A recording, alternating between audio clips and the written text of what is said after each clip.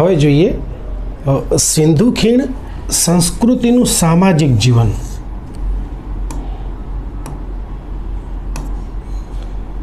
હવે આપણે સિંધુ ખીણ સંસ્કૃતિના સામાજિક જીવનનો અભ્યાસ કરીએ. તો પહેલું સિંધુ ખીણના જે સમાજ છે, સિંધુ સમાજ, એનું સામાજિક માળખું કેવું હતું? તો સિંધુ ખીણ સભ્યતાનું સામાજિક જીવન છે એ અત્યંત વ્યવસ્થિત હતું. નગરીય એટલે કે શહેરી હતું. સમાજ મુખ્યત્વે 3 ભાગોમાં વહેંચાયેલો હતો એવું માનવામાં આવે છે પુરાવાઓના આધારે. પહેલો શાસક વર્ગ, જેઓ કિલ્લાના ઉપલા ભાગમાં રહેતા હતા, પૂર્વ ભાગમાં. બીજું વેપારી અને મધ્યમ વર્ગ, જેઓ આર્થિક ગતિવિધિઓનું સંચાલન કરતા હતા. ત્રીજો શ્રમિક અને ખેડૂત વર્ગ, જેઓ નીચલા નગરમાં વસવાટ કરતા હતા અને ઉત્પાદન કાર્ય કરતા હતા. અત્યારે વર્ણ વ્યવસ્થા જેવું કશું નહોતું. હવે જોઈએ ખોરાક અને પોષણ. એ લોકો કેવો ખોરાક લેતા હતા? તો મુખ્ય પાકો એમના કયા કયા હતા? તો ઘઉં, જવ, રાઈ, વટાણા, તલ, આ બધાની ખેતી કરતા હતા. હજી અત્યારે જે પ્રમાણેની ખેતી થાય છે એવી આધુનિક ખેતી નથી થતી. કપાસનું ઉત્પાદન કરનાર આ વિશ્વની સૌ પ્રથમ સંસ્કૃતિ હતી. હવે કપાસનું ઉત્પાદન થયું હોય એટલે સ્વાભાવિક રીતે છે કે કપડાનું ઉત્પાદન પણ થવા માંડ્યું હોય. ખોરાકમાં દૂધ, ફળો, માછલી, પક્ષીઓ, પાલતુ પ્રાણીઓના માંસનો સમાવેશ થતો. પછી લોથલમાંથી જે અવશેષો મળેલા છે તેના ઉપરથી એવું લાગે છે કે તેઓ ચોખાનો પણ ઉપયોગ કરતા હતા, કેમ કે આપણને ચોખાની ભૂસીના અવશેષો પણ મળી આવ્યા છે રંગપુરમાંથી. હવે જોઈએ એમનો પહેરવેશ કેવો હતો અને સૌંદર્ય પ્રસાધનોનો એ કેવી રીતે ઉપયોગ કરતા હતા. તો સિંધુ સંસ્કૃતિના સમયના લોકો સૂતરાઉ અને ઊન એમ બંને પ્રકારના વસ્ત્રો પહેરતા હતા. આપણે કોટન જોયું ને, કપાસનું ઉત્પાદન કરતા હતા એટલે સૂતરાઉ વસ્ત્રો પહેરતા હોય. બીજું ઘેટા બકરાને પણ પાળતા હતા એટલે એમના ઊનમાંથી એ લોકો ઊની વસ્ત્રો પણ બનાવતા હોય. સ્ત્રીઓ અને પુરુષો બંનેના પોશાકમાં વિવિધતા જોવા મળતી હતી. પુરુષો ધોતી જેવું વસ્ત્ર અને ઉપરના ભાગે શાલ ઓઢતા હતા, એક ઉપવસ્ત્ર અને બીજું અધોવસ્ત્ર. સ્ત્રીઓ ટૂંકા ઘાઘરા અને લાંબા વસ્ત્રો પહેરતી હતી. માથાના વાળની વિવિધ હેરસ્ટાઇલ એ વખતે પણ હતી. લાંબા વાળ રાખવાની એ વખતે ફેશન હતી.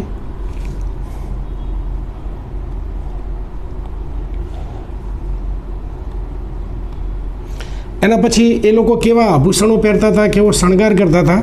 તો સ્ત્રી અને પુરુષો બંને ઘરેણાના શોખીન હતા. સોનું, ચાંદી, તાંબુ, હાથીદાંત અને કિંમતી પથ્થરો એમાંથી ઘરેણાં બનાવવામાં આવતા હતા. હરપ્પન સંસ્કૃતિના મણકા બનાવવાના કારખાના પણ લોથલ અને ચનહુદડોમાંથી મળી આવ્યા છે. એના ઉપરથી લાગે કે આ મણકામાંથી એ લોકો આભૂષણો બનાવતા હશે. એના પછી કોસ્મેટિક્સ અને ગ્રૂમિંગ. તે સમયના લોકો સૌંદર્ય પ્રસાધનોમાં પણ ખૂબ જ રસ દાખવતા હતા. સ્ત્રીઓ કાજળ, લિપસ્ટિક, પાવડર જેવી વસ્તુઓનો ઉપયોગ કરતી. કાંસાના અરીસાઓ અને હાથીદાંતની કાંસકીઓ પણ મળી આવી છે. મહેંદી જેવી વનસ્પતિનો પણ ઉપયોગ થતો હોવાનો પુરાવો છે, એટલે એ લોકો મહેંદીને પણ ઉપયોગ કરતા હશે. એના પછી મનોરંજન. તો મનોરંજન માટેના સાધનોમાં પાસાની રમત એ સૌથી લોકપ્રિય રમત હતી. એના પછી શિકાર. મનોરંજનનું એક મુખ્ય સાધન હોય તો શિકાર, કેમ કે હજી મનોરંજન માટે ટીવી અને કોમ્પ્યુટર ને મોબાઈલ નહોતા આવ્યા. નૃત્ય અને સંગીત.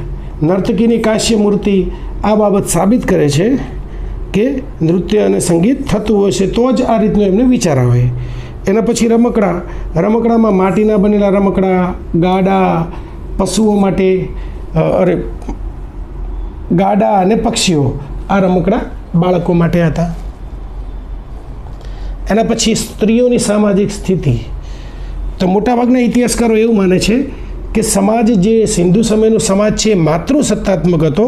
એનું મુખ્ય કારણ કે મોટી સંખ્યામાં મળેલી માતૃદેવીની મૂર્તિઓ મળી છે એના ઉપરથી.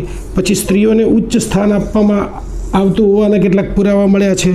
ઘરગથ્થુ વસ્તુઓમાં સ્ત્રીઓની સક્રિય ભૂમિકા છે.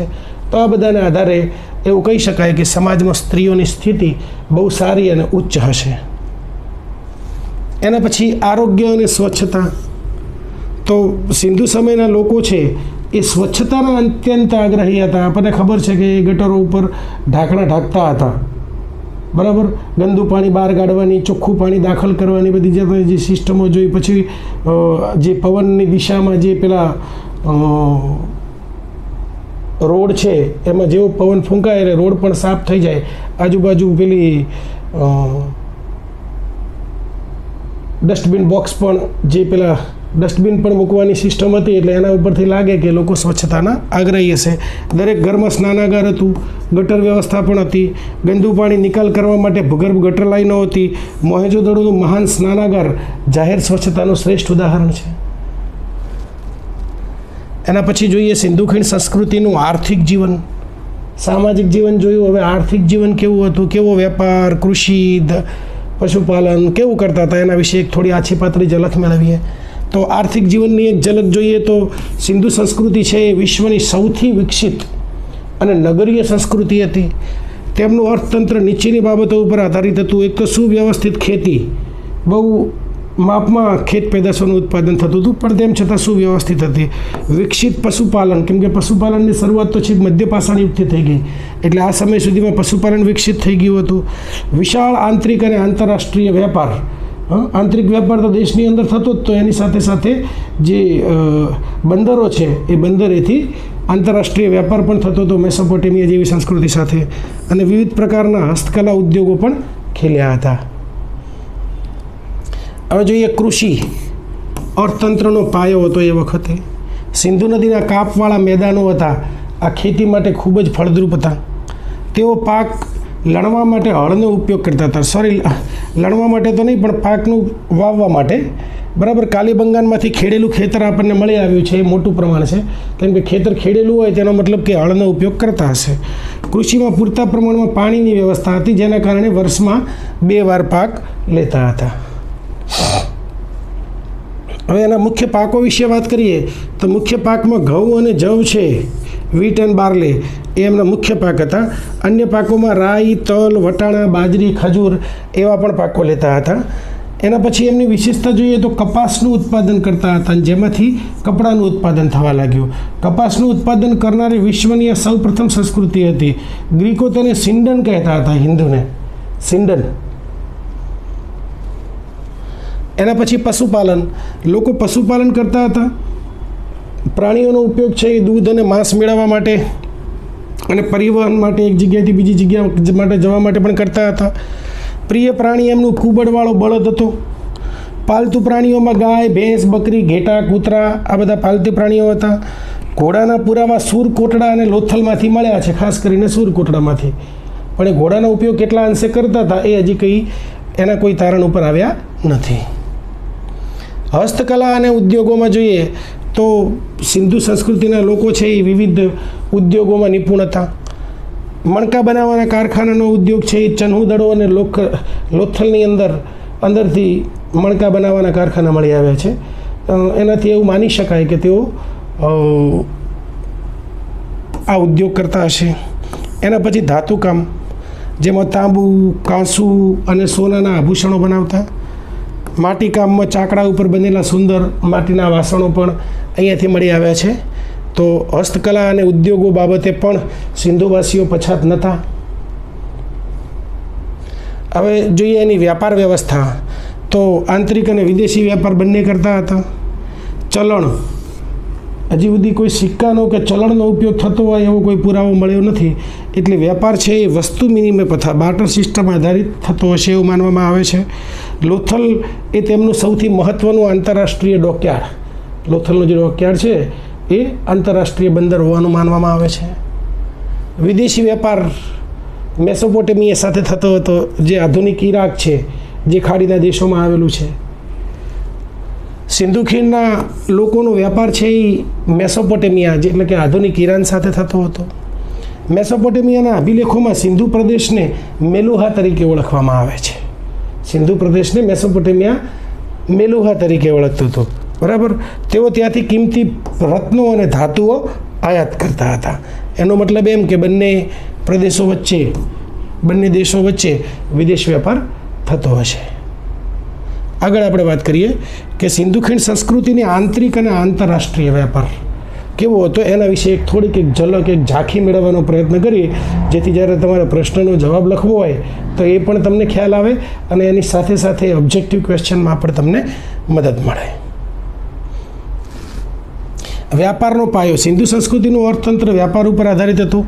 તેઓ માત્ર ખેતી જ નહીં પણ વસ્તુઓની વિનિમય અને ઉદ્યોગોમાં પણ નિપુણ હતા. બરાબર, એમની પાસે બંદરો હતા, સુવ્યવસ્થિત વ્યાપાર માટેનું એક આખું માળખું તૈયાર કર્યું હતું. એના પછી જોઈએ વસ્તુ વિનિમય પ્રથા, બાર્ટર સિસ્ટમ. કેમ કે હજી સુધી ચલણ અસ્તિત્વમાં નહોતું આવ્યું, એટલે સ્વાભાવિક રીતે વસ્તુ વિનિમય જો એક વસ્તુના બદલામાં બીજી વસ્તુ. તો તે સમયમાં આધુનિક સિક્કા કે ચલણનો અભાવ હતો, તેથી વ્યાપાર છે એ વસ્તુ વિનિમય પ્રથા દ્વારા ચાલતો હતો.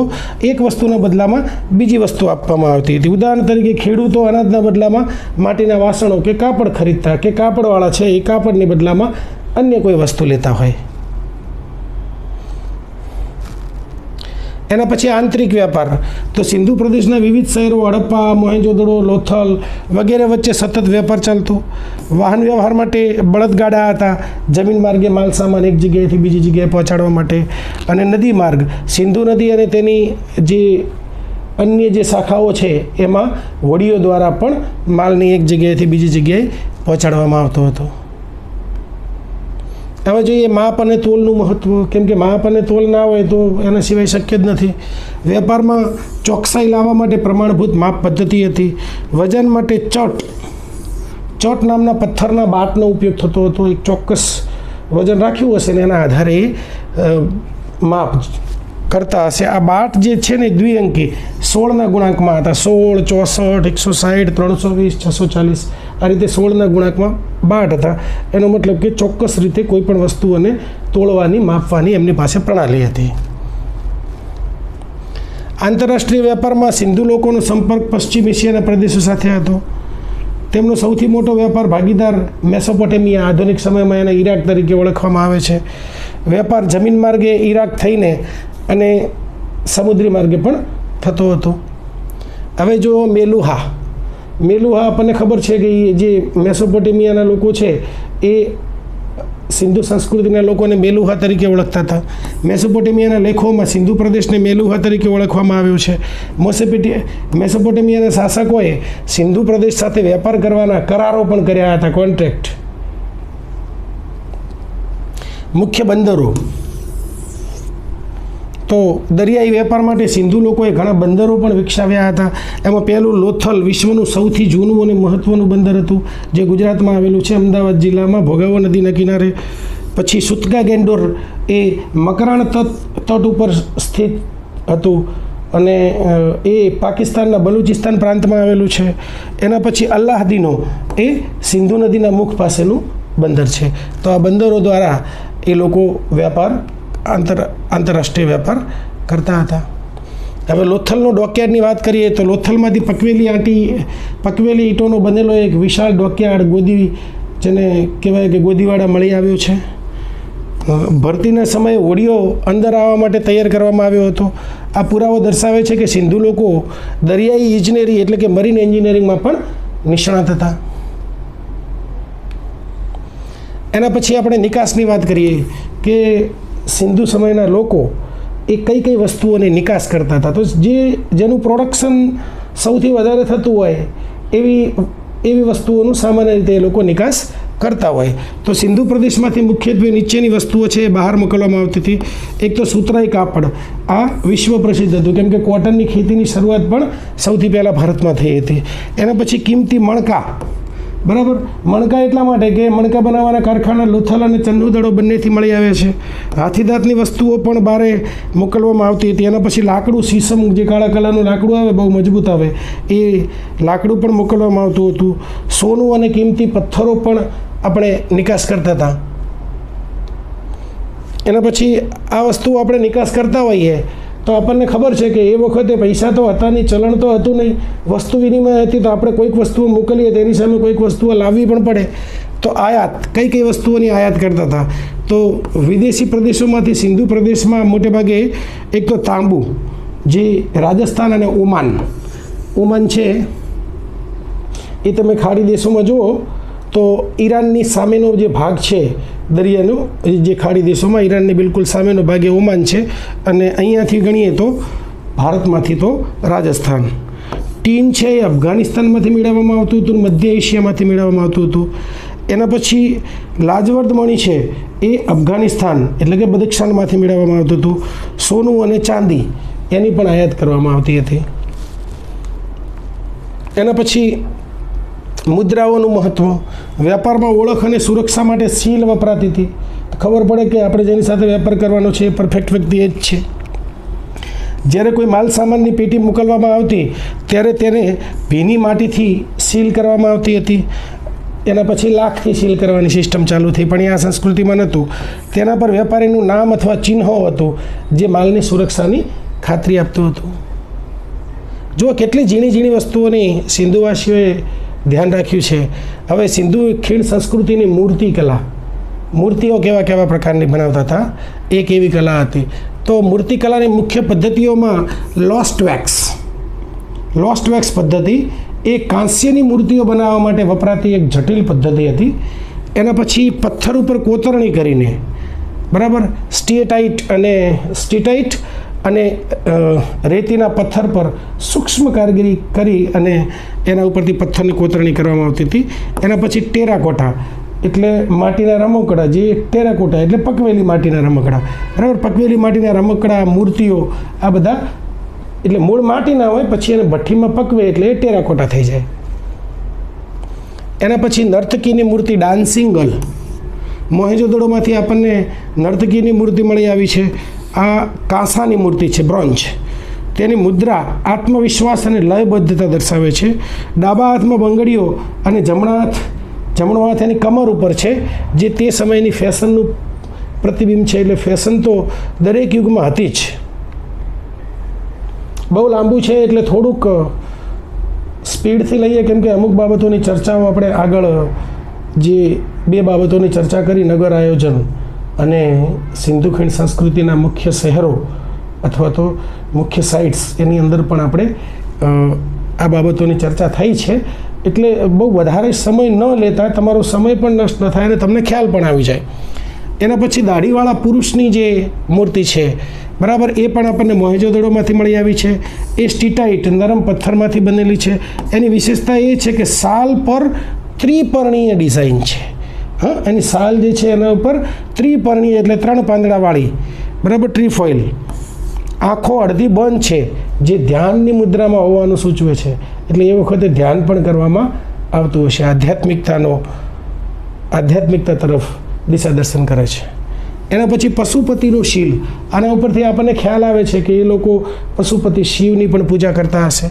સિંધુ સંસ્કૃતિમાં સૌથી મહત્ત્વની મુદ્રા છે યોગીની મુદ્રામાં બેઠેલા દેવ છે એક, જેમને આદ્ય શિવ માનવામાં આવે છે.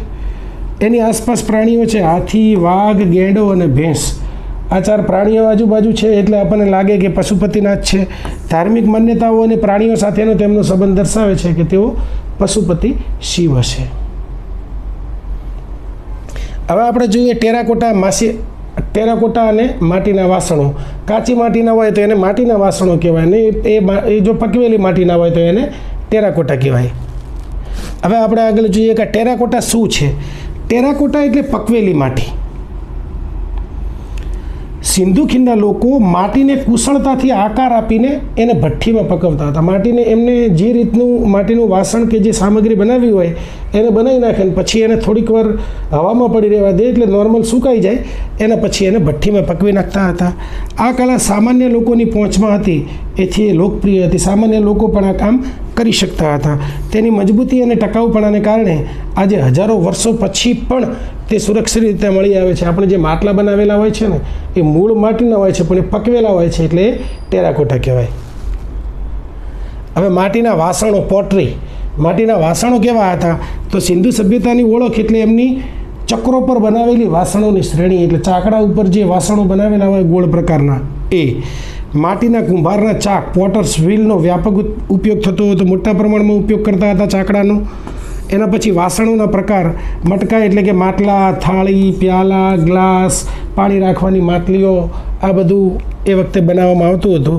તેઓ વાસણને ખૂબ જ મજબૂત બનાવવા માટે તેને ઉચ્ચ તાપમાને ભઠ્ઠીમાં પકવતા હતા. બહુ જબરદસ્ત ગરમીમાં એને ભઠ્ઠીમાં પકવતા હતા, જેને કારણે એ વાસણ છે એ ખૂબ જ મજબૂત થાય. વાસણોની સજાવટ, ડેકોરેશન પણ કરવામાં આવતું હતું. મોટાભાગના વાસણો છે લાલ રંગના હતા. તેના ઉપર કાળા રંગથી ડિઝાઇન પણ કરવામાં આવતી હતી. ડિઝાઇનમાં મુખ્યત્વે ભૂમિતિક આકારો હોય, પાંદડા, વૃક્ષો, પશુ પક્ષીઓ, આ બધાનું ચિત્રણ કરવામાં આવતું હતું. ચમકદાર બનાવવા માટે વાસણો ઉપર ઘણીવાર ગ્લેઝ જેવો લેપ પણ લગાવવામાં આવતો હતો. એટલે મૂળ જોવા જઈએ તો માત્ર એ લોકો ટેરાકોટાના માટીના વાસણો બનાવતા હતા એવું નથી, પણ એની સાથે સાથે એની સજાવટ પણ કરતા હતા. એના પછી ટેરાકોટાના રમકડા, બાળકોનો આનંદ. હવે એ વખતે અત્યારે જેવા કોઈ રમકડા હતા નહીં, પણ બાળકોના મનોરંજન માટે માટીના રમકડા બનાવવામાં આવતા હતા, અને એ માટીના રમકડાને પકાવવામાં આવે એટલે એ ટેરાકોટા રમકડા થઈ જાય. સિંધુ સભ્યતામાં બાળકોના મનોરંજન માટે વિશેષ ધ્યાન આપવામાં આવતું હતું. રમકડા માટીમાંથી બનાવવામાં આવતા હતા, જે સસ્તા અને સરળ હતા અને દરેક જગ્યાએ પ્રાપ્ત થઈ શકે. તેનાથી તે સમયના સામાજિક જીવન અને ટેકનોલોજીની સમજ મળે છે. રમકડામાં પૈડાવાળા વાહનો સૌથી વધારે લોકપ્રિય હતા. એના પછી પૈડાવાળા રમકડા તો બળદગાડા અને રથના આકારના રમકડા ખૂબ મળી આવ્યા છે. આ દર્શાવે છે કે તે સમયના લોકો વાહન વ્યવહારથી પરિચિત હતા, કેમ કે વાહન વ્યવહાર કરતા હોય તો જ એમને રથ બનાવવાનું સૂજે અથવા તો બળદગાડા બનાવવાનું. એટલે જો એ બળદગાડાનો ઉપયોગ કરતા હોય તો જ એ સૂજે ને, નહીં તો એ સૂજે જ નહીં કે આવું બનાવવું એમ. એટલે લાગે છે કે એ લોકો વાહન વ્યવહારથી સારી રીતે પરિચિત હતા. ઘણા રમકડામાં પૈડા ફરી શકતા હતા. પૈડા છે એ ફરતા પણ હતા, જે તે સમયની એન્જિનિયરિંગ કળા કહી શકાય. તે પ્રાણીઓ સાથે જોડાયેલા હતા, જેમ કે બળદ અથવા ઘોડા ખેંચતા હોય. એટલે માત્ર રમકડું બનાવ્યું હોય એવું નહીં, પણ એની સાથે સાથે માટીનો બળદ કે ઘોડો પણ બનાવી દીધો હોય, એટલે બળદ કે ઘોડો એને ખેંચતા હોય એવું લાગે. એટલે આ પ્રકારના રમકડા પણ સિંધુ ખીણ સંસ્કૃતિમાં બનાવવામાં આવતા હતા. હવે આપણે વાત કરીએ પ્રાણીઓની આકૃતિઓ વિશે. તો માટીમાંથી બનાવેલા વાંદરા, કૂતરા, હાથી, પક્ષીઓ આ બધા મુખ્ય છે. એટલે પ્રાણીઓ અને પક્ષીઓને પણ માટીમાંથી બનાવવામાં આવતા હતા. કેટલાક વાંદરાઓ એવી રીતે બનાવ્યા હતા કે તેઓ ઝાડ પર ચડી શકે. નવાઈની વાત છે. આ રમકડા પાછળનો હેતુ મુખ્ય રમત નહીં, પણ બાળકોને પ્રાણીઓ સાથે પરિચિત કરાવવાનો પણ હતો. એક પ્રકારનું પ્રાણીનું શિક્ષણ આપવાનો પણ હતો. હવે સીટી અને યાંત્રિક રમકડા. સિંધુ ખીણમાં માટીની ચીટીઓ. હવે તમને એમ લાગે કે માટીની ચીટી વાગતી હશે ખરી? વાગતી હશે કે નહીં વાગતી હોય તો એમની કોઈક એવી કલા હશે, પણ માટીની વિસલ્સ મળી આવી છે. પક્ષીઓના આકારની ચીટીઓ બાળકોને બહુ જ પ્રિય હતી. ઘણા રમકડાઓમાં એવી રચના હતી કે જેનાથી દોરી ખેંચે એટલે હલનચલન થાય. એટલે આ તો એ સમય પ્રમાણે બહુ આધુનિક કહેવાય. આ આધુનિક મિકેનિકલ ટોયઝનું પ્રાચીન સ્વરૂપ છે. હવે આપણે જોઈએ કે માતૃદેવીની મૂર્તિઓ, ટેરાકોટા એટલે પકવેલી માટીની. રમકડા ઉપરાંત ટેરાકોટાનો ઉપયોગ ધાર્મિક મૂર્તિઓ માટે પણ થતો હતો. માતૃદેવીની મૂર્તિઓ એ સમયની પ્રજનન શક્તિ અને સમૃદ્ધિનું પ્રતીક હતી. આ મૂર્તિઓ હસ્તકલાના ઉત્કૃષ્ટ નમૂના છે. બહુ વધારે એમાં ઊંડો ઉતરવાનો પ્રયત્ન કરતો નથી, કેમ કે બહુ જ સામાન્ય છે અને તમને એક વખત સાંભળવામાં ખ્યાલ આવી જશે, એટલે એનું વધારે કંઈ વિશદ વર્ણન કરવાની જરૂર નથી. હવે આપણે જોઈએ ધાતુ વિદ્યા અને મણકા બનાવવાની કળા. મણકા બનાવવાના કાળખાને તો આપણને યાદ છે, મેં વારંવાર કીધું છે કે લોથલ અને ચંદહુદડો. ઓકે, અને ધાતુ વિદ્યા. તો જોઈએ ધાતુ વિદ્યા એટલે મેટલ વર્કિંગ. તો ધાતુ વિદ્યા વિશે સહેજ વાત કરીએ તો સિંધુ ખીણના લોકો ધાતુઓનો ઉપયોગ કરવામાં અતિ નિપુણ હતા. ધાતુઓનો ઉપયોગ બહુ સારી રીતે નિપુણતાથી કરતા હતા. તેઓ તાંબુ, કાંસુ, સોનું, ચાંદી આ તમામ ધાતુઓનો ઉપયોગથી એ લોકો પરિચિત હતા. ધાતુઓનો ઉપયોગ માત્ર એ આભૂષણો બનાવવા માટે જ નહીં, પણ હથિયારો અને રોજિંદા જીવનના સાધનો બનાવવા માટે પણ કરતા હતા. પણ મોટે ભાગે હથિયારો ત્યાંથી મળી આવ્યા નથી, એટલે એવું લાગે છે કે એ લોકો યુદ્ધપ્રિય નહીં પણ શાંતિપ્રિય લોકો હશે. તાંબુ અને કાંસ્યનો યુગ, આ સંસ્કૃતિને જ કાંસ્ય યુગની સંસ્કૃતિ કહેવામાં આવે છે. એટલે કાંસાનો ઉપયોગ તો બહુ સ્વાભાવિક હોય, અને જો તાંબુ ના હોય તો કાંસુ બને જ કેવી રીતે? કેમ કે તાંબુ અને ટીન ભેગું કરીએ તો એમાંથી કાંસુ બને. તો આ સંસ્કૃતિને તાંબા કાંસ્યુગ એટલે કે ચાલ્કોલિથિક એજ, તાંબા કાંસ્ય યુગ. તરીકે ઓળખવામાં આવે છે. તાંબામાં ટીન ઉમેરીને મજબૂત કાંસુ બનાવવાની કળા તેઓ જાણતા હતા. આ કળા તે સમયની વૈજ્ઞાનિક પ્રગતિનું પ્રતીક છે. એના પછી લોસ્ટ વેક્સ પદ્ધતિ. ધાતુની મૂર્તિઓ બનાવવા માટે આ પદ્ધતિ સૌથી પ્રચલિત હતી. આમાં શું કરતા? સૌપ્રથમ મીણબત્તીથી આકાર બનાવવામાં આવતો હતો, એટલે કે મીણમાંથી આકાર બનાવવામાં આવતો હતો. ત્યારબાદ તેને માટીના લેપથી ઢાંકીને એને ગરમ કરવામાં આવતું, જેથી એ મીણ ઓગળીને બહાર નીકળી જાય. ત્યારબાદ એ જગ્યાએ પીગળેલી ધાતુ રેડવામાં આવતી હતી, એટલે જેવો મીણનો આકાર હોય એવો જ આકાર ધાતુનો થઈ જાય. બહુ જ સ્વાભાવિક રીતે સૌથી પહેલાં શું કરે કે મીણમાંથી કોઈ એક આકાર બનાવવામાં આવે, એના ઉપર પછી માટીને લીપવામાં આવે અને પછી એને ગરમ કરવામાં આવે. જો ગરમ કરીએ એટલે મીણ તો ગરમ થઈને બહાર નીકળી જાય. હવે એની જગ્યાએ તમે કોઈ પણ ધાતુ નાખી દો એની અંદર, એટલે જેવો આકાર મીણનો હોય એવો આકાર એ ધારણ કરી નાખે. તો આ રીતે એ લોકો લોસ્ટ વેક્સની પદ્ધતિ પણ પરિચિત હતા અને એનો ઉપયોગ કરતા હતા. સોનું અને ચાંદી. સોનાનો ઉપયોગ હાર, કડલા, કાનના કુંડળ જે અત્યારની સ્ત્રીઓ પહેરે છે એવા જ ઘરેણાં બનાવવા માટે થતો હતો. ચાંદીના વાસણો પણ મોટી સંખ્યામાં મળી આવ્યા છે. એનો મતલબ કે ચાંદીનો સારો એવો ઉપયોગ થતો હશે. આ દર્શાવે છે કે આ જે સંસ્કૃતિ સમૃદ્ધ હતી અને વેપારનું સ્તર ખૂબ ઊંચું હતું. એના પછી આપણે જોઈએ મણકા બનાવવાની કલા, બીડ મેકિંગ. તો મણકા બનાવવાની કળા એ સિંધુ લોકોની સૌથી લોકપ્રિય કલા હતી. મણકા બનાવવા એમને ખૂબ ગમતા હતા અને મણકાનો ઉપયોગ એ લોકો આભૂષણો બનાવવા માટે પણ કરતા હતા. આ મણકા છે એ માળા બનાવવા માટે, હાર બનાવવા માટે, બંગડીઓ બનાવવા માટે વપરાતા હતા.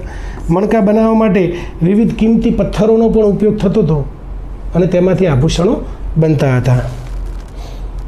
એના પછી વપરાતા મુખ્ય પથ્થરો તો સૌથી પહેલાં અકીક એ લાલ રંગનું એક બહુ સુંદર પથ્થર છે. એના પછી સ્ટીટાઇટ. બરાબર, સ્ટીટાઇટ છે એ એક નરમ પથ્થર છે, એને સરળતાથી આકાર આપી શકાય, એટલે એમાંથી એ લોકો આકાર આપીને અલગ અલગ મૂર્તિઓ પણ બનાવી શકતા. એના પછી લેપિસ લાઝુલી એ ઘેરા ભૂરા રંગનો કિંમતી પથ્થર છે જે અફઘાનિસ્તાનથી આયાત કરવામાં આવતો હતો. અને જેસ્પર અને ક્વાર્ટ્ઝ એ તો આપણે ત્યાં સરળતાથી ઉપલબ્ધ પહેલાં હતા ને અત્યારે છે. હવે મણકા બનાવવાની ટેકનિક. તો પથ્થરોને કાપીને એને વિવિધ આકારોમાં ઘસવામાં આવતા હતા. કોઈ ગોળ ઘસે, કોઈ નળાકાર ઘસે, કોઈ ડ્રમ આકારના ઘસે. આમ અલગ અલગ રીતે મણકાઓને પેલા પથ્થરને તોડીને પછી ઘસે અને એમાંથી એને વિવિધ આકાર આપવામાં આવે. ત્યારબાદ એમને ખાસ પ્રકારની ડ્રીલ વડે કાણા પાડવામાં આવતા હતા. વચ્ચોવચ્ચ એક ખાસ પ્રકારની ડ્રીલ હોય એનાથી એને કાણું પાડવામાં આવે, પછી એને દોરામાં પણ પરોવી શકાય એમ. અંતમાં મણકાને ચમકાવવા માટે એને ખાસ રીતે પોલિશ પણ કરવામાં આવતા હતા અને પછી માળા બનાવી હોય તો દોરામાં એને પરોવી દે, અથવા તો માન લો ચાંદીના તારમાં એને પરોવી દે તો એ માળા બની જાય. ચન્હુદડોમાં મણકા બનાવવાનું કેન્દ્ર હતું, લોથલમાં પણ હતું. તો ચન્હુદડો એ મણકા બનાવવાનું મુખ્ય કેન્દ્ર હતું. અહીંથી મણકા બનાવવાની ભઠ્ઠીઓ અને કાચા પથ્થરોનો જથ્થો પણ મળી આવ્યો છે. આ પુરાવા સાબિત કરે છે કે તે સમયે આ વ્યવસ્થિત ઉદ્યોગ હતો, એક ઇન્ડસ્ટ્રી જ હતી. હવે સિંધુ ખીણ સંસ્કૃતિમાં માતૃદેવી અને પશુપતિ શિવ વિશે વાત કરીએ. જો કે આમાં જેટલી મહત્ત્વની વાત હશે એટલી જ કરીશું, એટલે તમારો ટાઈમ વેસ્ટ ના થાય. આપણે ધાર્મિક જીવનની વાત કરીએ તો સિંધુ ખીણ સભ્યતાના લોકોની ધાર્મિક માન્યતાઓ ખૂબ જ ઊંડી હતી. તેમના ધર્મમાં પ્રકૃતિ, પ્રાણીઓ અને માતૃશક્તિને મુખ્ય સ્થાન હતું. આ સભ્યતામાં મંદિરના પુરાવા મળતા નથી, પરંતુ મૂર્તિઓ અને મુદ્રાઓ ધાર્મિક સંકેતો આપે છે. એના પછી માતૃદેવીની પૂજા, એના વિશે આપણે ઘણી બધી ચર્ચા કરી લીધી છે. એના પછી માતૃદેવીની મૂર્તિઓની વિશેષતા જે મળી આવી છે એના વિશે પણ આપણે ચર્ચા કરેલી છે. એના પછી પશુપતિનાથ જે શિવ છે એની વાત આપણે થઈ ગઈ છે. પશુપતિની મુદ્રાનું વિશ્લેષણ એ પણ આપણે કર્યું છે. એના પછી પશુ પૂજા અને આ વાત કરીએ વૃક્ષ પૂજા અને જળ પૂજા. સિંધુ લોકોમાં વૃક્ષ પૂજાનું ઘણું મહત્ત્વ હતું. પીપળાના વૃક્ષને તેઓ પવિત્ર માનતા હતા. ઘણી મુદ્રાઓમાં જે પીપળાનું વૃક્ષ છે એના પાંદડાઓનું પણ ચિત્રણ જોવા મળે છે. જળ પૂજામાં લોથલ અને મોહેંજો-દડોના સ્નાનાગારો સૂચવે છે કે જળને પવિત્ર માનવામાં આવતું હતું. એના પછી આપણે વાત કરીએ પશુ પૂજા. તો કુબડવાળો આખલો એ એમની મુખ્ય પૂજનીય પ્રાણી હતું. એના પછી શીલ, મુદ્રાઓ ઉપર વાઘ, હાથી, ગેંડાનું સન્માનપૂર્વક ચિત્રણ કરવામાં આવ્યું છે. એનો મતલબ એમ કે એને પણ પૂજતા હશે. આ પ્રાણીઓ એમના આર્થિક અને ધાર્મિક જીવન સાથે જોડાયેલા હતા. એના પછી આપણે વાત કરીએ અંતિમ સંસ્કારની પદ્ધતિઓ આપણે ખાસ જોઈએ, કેમ કે એની આગળ આપણે કંઈ ખાસ બહુ ચર્ચા થઈ નથી. તો અંતિમ સંસ્કાર એમાં સંપૂર્ણ દફન વિધિ, મૃતદેહને આખો જમીનમાં દાટી દેવો. કોઈનું મૃત્યુ થયું હોય અને એના પૂર્ણ શરીરને જમીનમાં દાટી દેવું એટલે એને સંપૂર્ણ દફન વિધિ કહેવાય. એના પછી આંશિક દફન વિધિ એટલે પ્રાણીઓ દ્વારા માંસ દૂર થયા પછી બાકી રહેલા હાડકાઓને દાટવા. એને મૃતદેહને ખુલ્લા મેદાનની અંદર મૂકી દેવામાં આવે અને એના પછી જે કંઈ બી પ્રાણીઓએ ખાધા પછી જે હાડકા વધ્યા હોય એ હાડકાઓને, એટલે આંશિક થઈ ગયું ને સમગ્રમાંથી, એ આંશિક જે છે એ હાડકાઓ વધ્યા હોય એને જમીનની અંદર દાટી દેવા. એને આંશિક દફન વિધિ કહેવાય. અને અગ્નિદાહ પછી રાખનું વિસર્જન, તો મૃતદેહને બાળીને રાખને માટલીમાં ભરીને એને દાટી દેવાની. આ પણ પદ્ધતિ હતી. હવે એને થોડીક આપણે વિગતે જોઈ લઈએ. સંપૂર્ણ દફન વિધિ આ સામાન્ય રીતે સૌથી વધુ પ્રચલિત હતી. મૃતદેહને લાકડાના કે માટીના પાત્રમાં મૂકીને દફનાવવામાં આવતો હતો. મોહેંજો-દડો અને હડપ્પામાં મોટી સંખ્યામાં આવી કબરો મળી છે. આ પદ્ધતિ દર્શાવે છે કે મૃતદેહને માન સન્માન સાથે વિદાય આપવામાં આવતી હતી. એના પછી આપણે જોઈએ આંશિક દફન વિધિ. આ પ્રથા અનુસાર મૃતદેહને ખુલ્લા મેદાનમાં છોડી દેવામાં આવતો હતો. પશુ પક્ષીઓ દ્વારા માંસ ખાઈ લીધા પછી જે હાડકાઓ બાકી રહેતા, ત્યારબાદ આ હાડકાઓને એકત્રિત કરી માટલીમાં ભરી અને એને દફનાવવામાં આવતા હતા. આ પદ્ધતિ પર્યાવરણ અને પ્રાણીઓ પ્રત્યેના એમના દૃષ્ટિકોણને પણ સૂચવે છે. એના પછી અગ્નિદાહ એટલે કે દાહ સંસ્કાર. સિંધુ લોકો અગ્નિદાહની પદ્ધતિથી પણ પરિચિત હતા. મૃતદેહને બાળ્યા બાદ એની રાખ છે એ અસ્થિઓને નાની માટલીમાં એકત્રિત કરવામાં આવતી હતી. આ માટલીઓને એવો કબરની અંદર, જમીનની અંદર દાટવામાં આવતી હતી. લોથલ અને અન્ય સ્થળોએ રાખની માટલીઓ પણ મોટી સંખ્યામાં મળી છે. એ એનું પ્રતીક છે દાહ સંસ્કારનું. કબરોની દિશા પણ મહત્વની છે. મોટાભાગની કબરોમાં મૃતદેહનું માથું ઉત્તર દિશામાં રાખવામાં આવતું હતું. બરાબર, પગ એના દક્ષિણ દિશા, એટલે માથું ઉત્તરમાં હોય તો સ્વાભાવિક રીતે પગ એના દક્ષિણમાં જ હોય. આ એક વ્યવસ્થિત અને આયોજનબદ્ધ પદ્ધતિ હતી જે તેમના સામાજિક શિસ્તને દર્શાવે છે. એના પછી કબરમાં રાખવામાં આવતી સામગ્રી. મૃતદેહની સાથે રોજિંદા વપરાશની વસ્તુઓ પણ રાખવામાં આવતી હતી. આપણે જોયું હતું કે આગળ નવપાષાણ કાળમાં પણ આ પદ્ધતિ પ્રચલિત હતી. જેમ કે માટીના વાસણો, ઘરેણાં, મણકાની માળા, અરીસા, આ બધું પણ એની સાથે મૃતદેહની સાથે દાટવામાં આવતું હતું. આ પ્રથા સાબિત કરે છે કે તેઓ પરલોક કે મૃત્યુ પછીના જીવનમાં પણ માનતા હતા. તેમને લાગતું હતું કે આ વસ્તુઓ મૃત વ્યક્તિને આગળ જીવનમાં કામ લાગશે.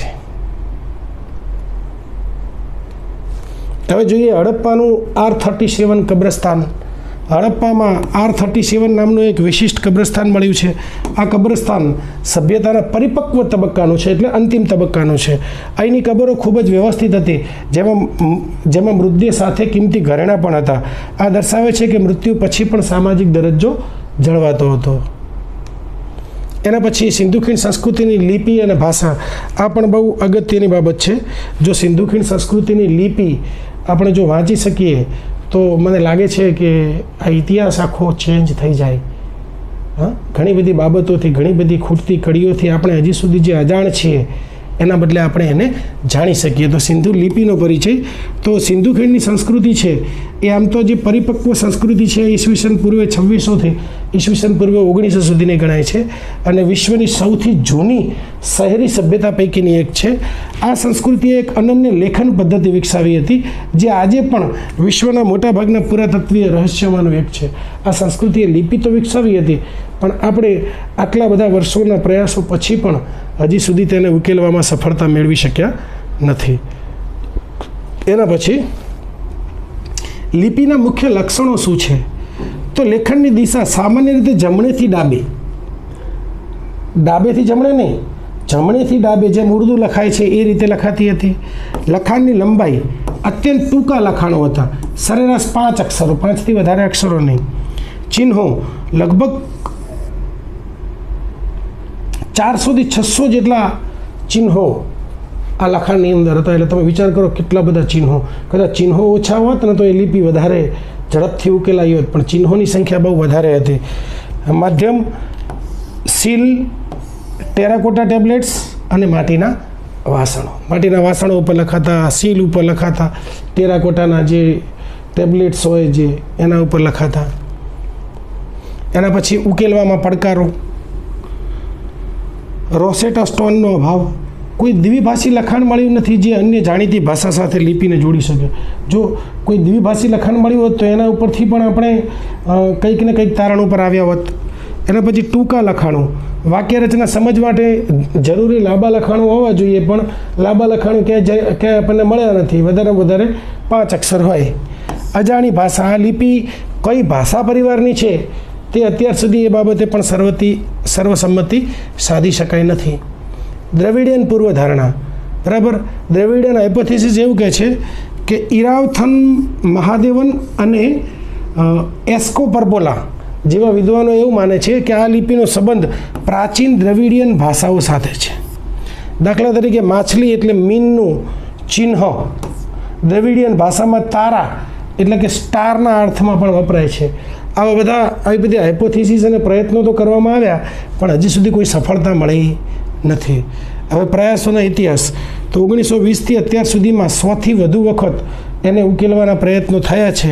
આધુનિક સમયમાં આર્ટિફિશિયલ ઇન્ટેલિજન્ટ અને કોમ્પ્યુટેશનલ ભાષાશાસ્ત્રનો ઉપયોગ કરીને પેટર્ન શોધવાના પ્રયત્નો ચાલુ છે. હવે ક્યારે આ પેટર્ન ઉકેલાય છે અને ક્યારે આ ભાષાને આપણે વાંચી શકીએ છીએ એ મહત્ત્વનું છે. એટલે પ્રયાસો તો આપણે કરવામાં કશું પાછી પાની કરી નથી. આ લિપિ શા માટે મહત્ત્વની છે? કેમ કે તે ભારતની પ્રાચીન જ્ઞાન પરંપરાનો પાયો છે. ઇન્ડિયન નોલેજ સિસ્ટમનો એ બેઝ છે. કેમ કે એ જો ઉકેલાય તો એના ઉપરથી ઘણી બધી બાબતો છે એ આપણને ખ્યાલ આવી શકે એમ છે. તેના ઉકેલથી સિંધુ સંસ્કૃતિના સામાજિક અને રાજકીય માળખાને પણ સમજી શકાશે. તે માનવ સંવાદના ઇતિહાસમાં એક મહત્ત્વની કડીરૂપ સાબિત થઈ શકે એમ છે. હવે સિંધુ ખીણ સંસ્કૃતિની સભ્યતાનો અંત, આટલી મોટી સભ્યતા હતી, આટલી વિશિષ્ટ પ્રકારની નગરીય સભ્યતા હતી, આટલા લાંબા સમય સુધી સભ્યતા ચાલી, જેને સામાજિક, આર્થિક, રાજકીય, ધાર્મિક, સાંસ્કૃતિક તમામ ક્ષેત્રોમાં પોતાની મહત્ત્વની ભૂમિકા અદા કરી છે. એવી મહાન સંસ્કૃતિનો અંત કેવી રીતે આવ્યો એ પણ એક જોવાનો વિષય છે. જો કે આપણને જે અવશેષો મળી આવ્યા છે, જે કોઈ બી પુરાવા મળ્યા છે, જ્યારે ખોદકામ દરમિયાન આપણે જે આપણા વિદ્વાનોએ જે અનુભવ્યું એના આધારે કોઈ એક રીતે નહીં પણ અનુમાનો રજૂ કરવામાં આવ્યા છે કે આટલી રીતે કદાચ આમાંથી કોઈક એક રીતે આ સંસ્કૃતિ કે સભ્યતાનો નષ્ટ થયો હોવો જોઈએ. પતનનું સ્વરૂપ, રહસ્ય કે પ્રક્રિયા, ખરેખર આ એક રહસ્ય જેવું જ લાગે છે. પહેલાંના ઇતિહાસકારો તેને અચાનક પતન માનતા હતા. એવું માનતા હતા કે એકદમ સંસ્કૃતિ ચાલતી હતી, લોકો ચાલતા, અચાનક પતન થઈ ગયું. એવું અચાનક પતન કેવી રીતે થયું હશે? કોઈ રોગચાળો આવ્યો હશે કે ધરતીકંપ આવ્યો હશે કે બીજું કંઈક એવું થયું હશે કે જેને કારણે એક સાથે બધા જ લોકો મૃત્યુ પામ્યા અને ધીમે ધીમે ધરતી માતાના ખોળામાં દફન થઈ ગયા. પરંતુ આધુનિક સંશોધનો કંઈક અલગ જ કહે છે. આ એકાએક બનેલી ઘટના કે દુર્ઘટના નહોતી, પરંતુ સદીઓ સુધી ચાલેલી એક ધીમી પ્રક્રિયા હતી. શહેરી જીવનનું ધીમે ધીમે ગ્રામીણ જીવનમાં રૂપાંતરણ થયું. આમ તો આપણે જનરલી એવું માનીએ છીએ કે ગ્રામીણ જીવનનું રૂપાંતરણ શહેરી જીવનમાં થાય, પણ અહીંયા ઉલટી ગંગા વહી હતી કે શહેરી જીવનનું ધીમે ધીમે ગ્રામીણ જીવનમાં રૂપાંતરણ થયું. લોકોએ પશ્ચિમમાંથી પૂર્વ ગંગાના મેદાનો તરફ સ્થળાંતર કર્યું. હવે એના કારણોમાં પહેલું કારણ છે કે કદાચ આબોહવામાં પરિવર્તન આવ્યું છે. ઘણા આધુનિક વૈજ્ઞાનિકો માને છે કે આબોહવાનું પરિવર્તન મુખ્ય કારણ હતું. ચોમાસામાં નબળાઈ, ભારતીય ઉપખંડમાં ચોમાસાની અનિયમિતતાને કારણે ખેતીને ભારે નુકસાન થયું હોય, વધતી જતી શુષ્કતા, દુષ્કાળ જેવી પરિસ્થિતિઓએ અનાજના ઉત્પાદનમાં ઘટાડો કર્યો હોય, આર્થિક વધારામાં ઘટાડો થવાથી મોટા શહેરોને ટકાવી રાખવા પણ મુશ્કેલ બન્યા હોય અને લાંબા સમય જતાં આ આબોહવામાં પરિવર્તનને લીધે આ સંસ્કૃતિ નાશ પામી હોય એવું કેટલાક વિદ્વાનો માને છે. એના પછી નદીઓના માર્ગમાં ફેરફાર થવો અને સુકાવવું, એટલે મૂળ આ પણ સુકાવાની જ વાત કરે છે કે સિંધુ અને તેની સહાયક નદીઓ, ખાસ કરીને સરસ્વતી એટલે કે ઘગ્ગર અઘરા, એ ઘગ્ગર અઘરા નદીનું સુકાવવું એ કૃષિ વ્યવસ્થા માટે જીવલેણ સાબિત થયું. ભૂસ્તરશાસ્ત્રીય ફેરફારોને કારણે નદીઓના માર્ગ બદલાયા. પાણીની અછતને કારણે સંસ્કૃતિનો મુખ્ય આધાર કૃષિ અથવા તો કૃષિ જે છે એ નબળો પડ્યો. એટલે એવું બન્યું હોય કે મોટાભાગના લોકોએ માઇગ્રેટ કર્યું હોય અને અમુક જે લોકો છે એ માઇગ્રેટ ન થઈ શક્યા હોય, ત્યાં જ મૃત્યુ પામ્યા હોય અને ધીરે ધીરે અમુક સમય પછી આ સભ્યતાનો અંત આવ્યો હોય. એના પછી ટેક્ટોનિક હિલચાલ અને ભૂકંપ. સિંધુ ક્ષેત્ર ભૂકંપની દ્રષ્ટિએ સંવેદનશીલ છે. ભૂકંપને કારણે જમીનની સપાટી ઊંચી થઈ, તેનાથી નદીઓના પ્રવાહ બદલાઈ ગયા એવું પણ બન્યું હોય. મોહેંજો-દડો જેવા શહેરોમાં પૂર અને કાંપ જમા થવાના મુખ્ય પુરાવા મળ્યા છે. આ વારંવાર આવતા પૂરને કારણે લોકોએ શહેરો છોડીને જવા માટે મજબૂર થવું પડ્યું હોય એવું પણ શક્ય છે. એના પછી આર્ય આક્રમણનો સિદ્ધાંત થોડુંક વિવાદાસ્પદ છે. જે જૂના ઇતિહાસકારો છે જેમ કે મોર્ટિમર વ્હીલર આ બધા માનતા હતા કે આર્યોએ આક્રમણ કરી અને સિંધુ સભ્યતાનો નાશ કર્યો. ઋગ્વેદમાં ઉલ્લેખિત પુરંદર એટલે કે કિલ્લાઓના તોડનારને ઇન્દ્ર સાથે જોડવામાં આવ્યા હતા. આધુનિક વિવેચનમાં કહીએ તો આ સિદ્ધાંત માટે કોઈ નક્કર પુરાવા નથી. તે હવે મોટે ભાગે નકારી કાઢવામાં આવ્યો છે. અને છેલ્લે જોઈએ અર્થતંત્ર અને વ્યાપારનું પતન. તો વ્યાપારિક નેટવર્ક તૂટ્યું. મેસોપોટેમિયા સાથેના વ્યાપારમાં ઘટાડો થયો. શહેરી વ્યવસ્થાપન માટે જે સરપ્લસ એટલે કે વધારાનું અનાજ જરૂરી હતું એ ઘટ્યું. સ્થાનિક કારીગરો અને કલાકારોને મળતું પ્રોત્સાહન ઘટ્યું. એનાથી નગરીય જીવનનું સ્તર નીચે ગયું. એટલે મૂળ અર્થતંત્ર અને વ્યાપારનું પતન છે એને પણ એક રીતે જવાબદાર માનવામાં આવે છે. પતનના કારણોની તુલના કરીએ તો આબોહવા છે એ વરસાદી અછત અને દુષ્કાળ, નદીઓ છે એ નદીઓના જે માર્ગ બદલાવવો, એના પછી ભૂકંપ છે એ ટેક્ટોનિક ફેરફારથી જમીનનું સ્તર બદલાવવું અને એને કારણે પણ નદીઓનો માર્ગ બદલાવવો, વ્યાપાર છે એ આંતરરાષ્ટ્રીય વ્યાપારનો નાશ. તો આ બધા પતનના કારણો માનવામાં આવે છે. જે હોય એ પણ આ સંસ્કૃતિનો અંત આવ્યો અને છેલ્લે એમ શું છે, વારસો એ છે કે શું ખરેખર આ સંસ્કૃતિનો અંત આવ્યો હતો? તો સભ્યતાનો અંત એટલે માનવ સંસ્કૃતિનો અંત નહોતો. તેની ઘણી પરંપરાઓ જેમ કે માતૃદેવીની પૂજા, યોગ, ખેતીની પદ્ધતિઓ આગળ વધી અને આજે પણ ચાલુ છે.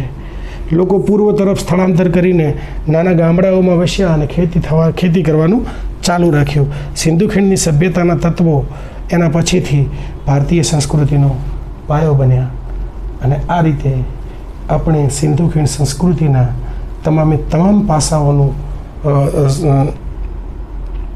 અધ્યયન કર્યું છે. અને હવે આવતા લેક્ચરથી આપણે વૈદિક યુગ વિશે અભ્યાસ કરીશું. Thank you very much.